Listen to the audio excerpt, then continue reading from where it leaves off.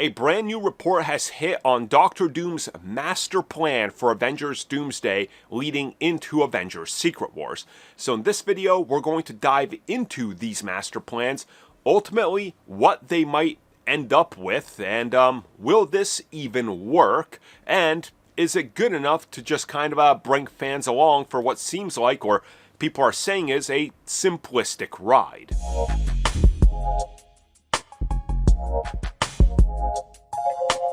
Well, here we are. Some brand new reports have hit in regards to what we can expect from Doctor Doom and what exactly his plans are for Avengers Doomsday, but also the big plan for Avengers Secret Wars. Now, of course, if you're not familiar with Doctor Doom at this point, I don't know what you're doing here, but in the MCU, we can see that they're doing something else with Doctor Doom, obviously. Now, whether or not you're in the camp that he is still Iron Man who's taken on the identity of Doctor Doom and he's just a variant of Tony Stark in the multiverse, or if you're on the side of he's very much Victor Von Doom and the Doctor Doom, again, I think this applies to both because it doesn't necessarily, lock us into one or the other. So let's get into the first piece of this, which is the RDJ, Robert Downey Jr. creative control, that won't work for me brother clause. You know, the Hulk Hogan of it all. Essentially, when you get a star of his power, you have to bend over backwards to accommodate him. And he is one of the highest paid actors in history thanks to the success of the MCU and Iron Man. So when he was brought back, we know for a fact that he got creative control, because the Russo brothers addressed this as well. In previous interviews, they said that despite what they're working on, and the writer of the film is working on, Robert Downey Jr.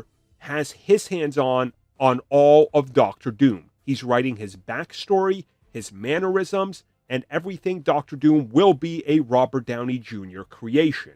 This is important for what we're going to talk about, especially starting with the first part of this, which is that Doctor Doom is behind everything. So what we're hearing is that just like Kang, instead of laying down a foundation like they did with Kang, they don't have that opportunity here because, again, the casting of Robert Downey Jr. and adding Doctor Doom was a desperation move and a pivot. So what they're going to be doing is out the gate establishing that Doctor Doom is the be-all, end-all. He is the end boss, the final boss of this entire thing. And from what we understand is that Doctor Doom is in control of what he's trying to orchestrate here to another level, which again is Doctor Doom. He's very intelligent. He plays his cards right. And what he's after is the TVA. And he essentially wants to be the one that gets to the TVA, takes it over, and sits on the throne and dethrones Loki. And that his ultimate goal in Doomsday is to really be the one that can take everything and then reshape every timeline into what he wants it to be, aka a sacred timeline where he is the king of everything.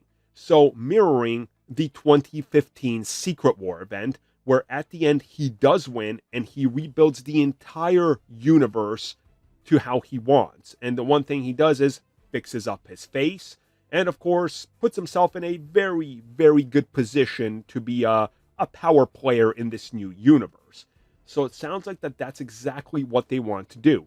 Now, making him go after the TVA is a smart move because, for one, we got to catch people up on what the TVA is and how Loki got here.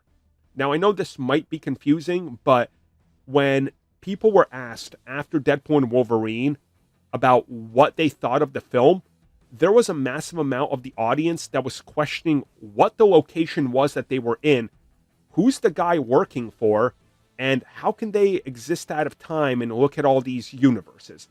People don't know, because only around, as of now, 18-ish million households have watched Loki. The second season actually is lower than that. So a good portion of the audience, which is going to see Doomsday, is estimated to be well over 200 million. So less than 10% will know the events of Loki. You got to accommodate for that in this film.